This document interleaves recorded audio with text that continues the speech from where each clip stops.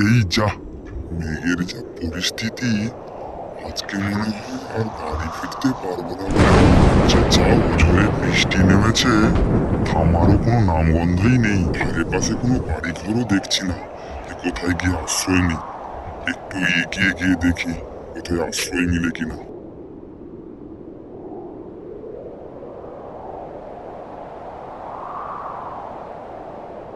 বাড়িতে কেউ আছে? বাড়িতে কেউ আছে নাকি গো? একটু আশ্রয় দেবেন আমাকে, আমি খুব বিপদে পড়ে এসেছি। আমি সাধু বাবা বলছি, একটু আশ্রয় দিন না, খুবই বিপদে পড়ে এসেছি গো।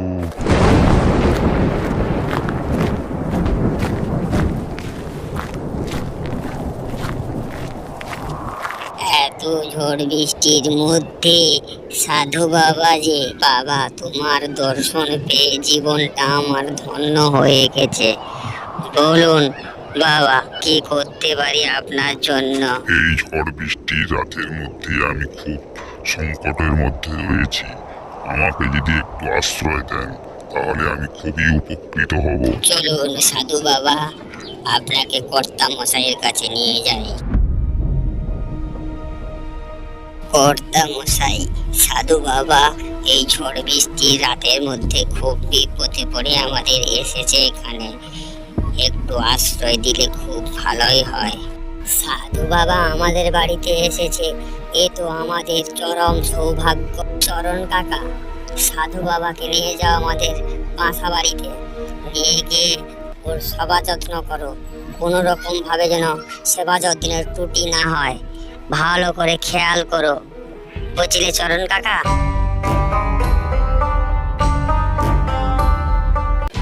চরণ কাকা তো সাধু বাবাকে নিয়ে গেল, ওনার কোনো সেবার ত্রুটি হলো কিনা একবার গিয়ে নিচে চোখে দেখেই আসি।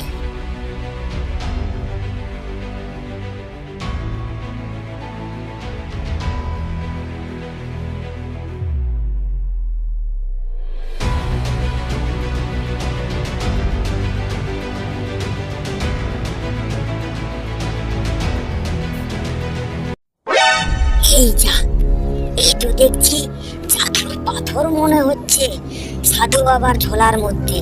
এ তো মনে হচ্ছে জাদুর পাথর। সাধু বাবা এই জাদুর পাথর নিয়ে কি কাজ করবে?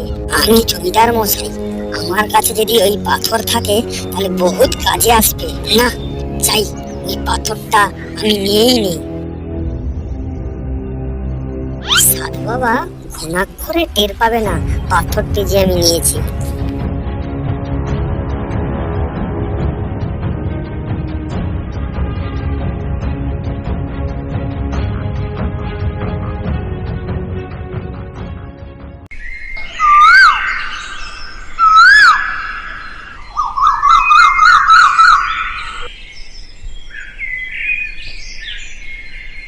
সূর্যদেব উদয় হয়ে গেছে, এবার আমি উঠি, ফিরে যাই আমার গন্তব্যস্থলে।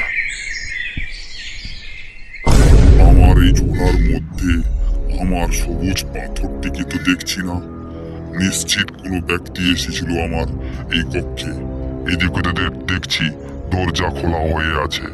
নিশ্চিত ওই জমিদার মশাইয়ের বাড়ির কেউই এই পাথরটিকে নিয়ে গেছে। জমিদার বাবুকে কি একটু বলি।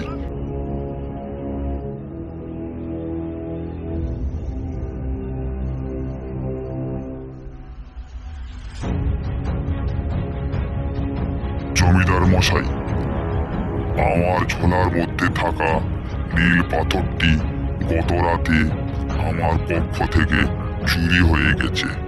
আপনার বাড়ির কেউ এই পাথরটি নিয়ে নিয়েছে। কারোর কাছেই এই পাথরটি পাওয়া যাবে। যদি না পাই আমি, আপনার পরিবার ধ্বংস হয়ে যাবে। এই কথা আমি বলে গেলাম। চোর, ছাচ্চোর, বদমাস, সাধু বাবা আমার চোখের সামনে থেকে দূর হয়ে যাও, এখনই দূর হয়ে যাও। আমার নামে কলঙ্কের কালি লেপন করা হচ্ছে, এখনই আমার চোখের সামনে থেকে দূর হও। অহংকারী দাম্ভিক জমিদার, তোমার এত অহংকার, তুমি সকলে সবংশে ধ্বংস হয়ে যাবে অচিরে। তোমার বংশে কেউ বেঁচে থাকবে না।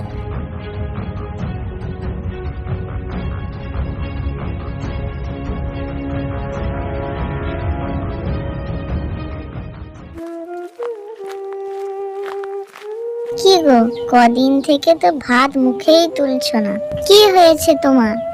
কদিন থেকে দেখছি তুমি মনমরা হয়ে আছো। কত করে বললাম সাধু মশাইয়ের নীল পাথরটা ফেরত দিয়ে দাও, কথা তো শুনলে না, নিজের কাছে রেখেই দিলে। এবার সাধু মশাইয়ের ক্রোধ থেকে বাঁচো কি করে, এবার আমি দেখবো। এবার সাধু মশাইয়ের রাগ থেকে বংশকে কি করে বাঁচাও আমি দেখবো।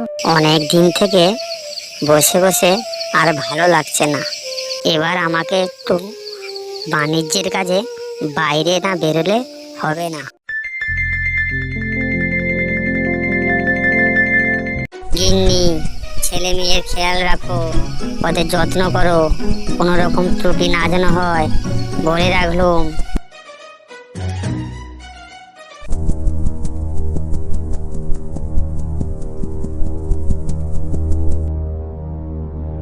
আমাদের কর্তামশাই আর বেঁচে নেই, বাণিজ্যে গিয়েছিল, সেই নৌকোডুবি করে মারা গেছে।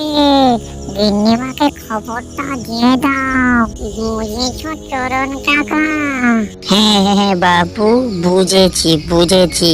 খবরটা আমি ঠিক সময় করেই পৌঁছে দেব গিন্নিমার কাছে।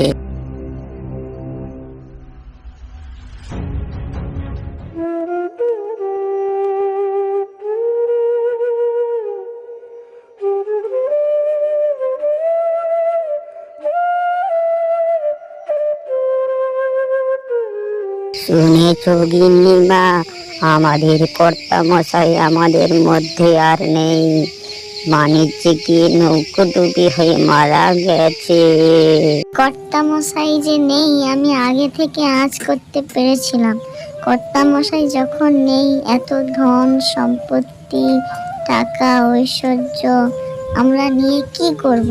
তার থেকে কর্তামশাইয়ের প্রিয় পুকুরে ঝাঁপ দিয়ে আত্মবিসর্জন দেব।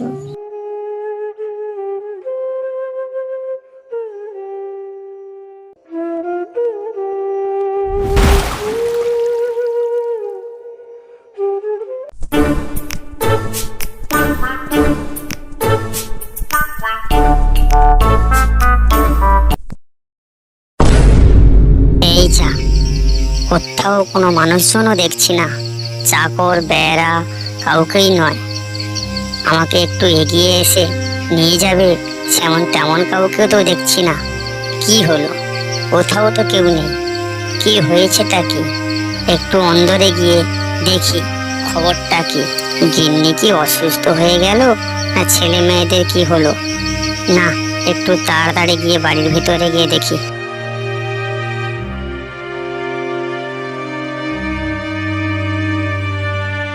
কি হলোটা কি? কোনো মানুষজন, গিন্নি, ছেলে পুলে কাউকেই তো দেখতে পাচ্ছি না।